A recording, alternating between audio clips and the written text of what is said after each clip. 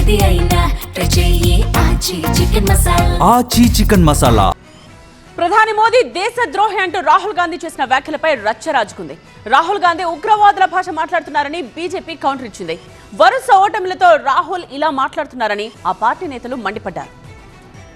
ప్రధాని మోదీపై విపక్ష నేత రాహుల్ గాంధీ విమర్శల వర్షం కొనసాగుతోంది. తన నియోజకవర్గం రాయ్బరేలీలో పర్యటించారు రాహుల్ గాంధీ. ప్రధాని మోదీ దేశద్రోహి అంటూ రాహుల్ గాంధీ విమర్శించారు. మోదీతో పాటు అమిత్ షా, ఆర్ఎస్ఎస్ కూడా దేశద్రోహులే అని విమర్శించారు. ఓట్ల కోసం ఆర్ఎస్ఎస్ కార్యకర్తలు ఇళ్లకు వస్తే మోదీ, అమిత్ షా దేశద్రోహులని చెప్పాలని అన్నారు రాహుల్. गर्मी में आपसे बात सुनी, मगर आप जब आप घर जाओगे, जब ये आरएसएस के कार्यकर्ता आपके सामने आएंगे, नरेंद्र मोदी की बात करेंगे, अमित शाह की बात करेंगे, उनसे आप सामने उनको कहो कि आपका प्रधानमंत्री गद्दार है, आपका होम मिनिस्टर गद्दार है, आपका संगठन गद्दार है, आपने हिंदुस्तान को बेचने का काम किया है, आपने हमारे संगठन, आपने हमारे संविधान पर आक्रमण किया है, आपने अम्बेडकर जी पर आक्रमण किया है, आपने वीरापासी जी पर आक्रमण किया है, आपने गांधी जी पर आक्रमण किया है.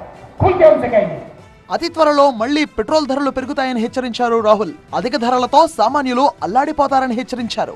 ఆర్థిక తుఫాన్ ప్రజల జీవితాలను విధ్వంసం చేస్తుందన్నారు.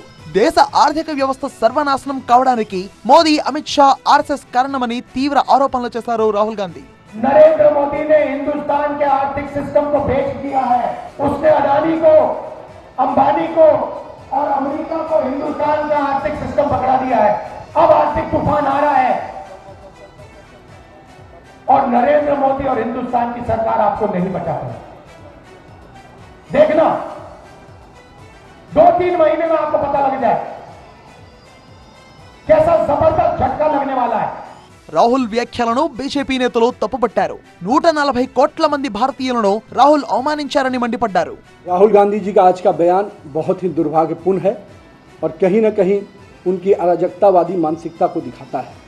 मैं मानता हूं कि भारतीय राजनीति में जहां सूचिता, सामाजिकता और कहीं न कहीं एक दूसरे को सम्मान देने की प्रक्रिया है. మొత్తానికి ప్రధాని మోదీపై రాహుల్ వ్యాఖ్యలు కాంగ్రెస్, బీజేపీ మధ్య మాటల యుద్ధానికి తెరతీశాయి.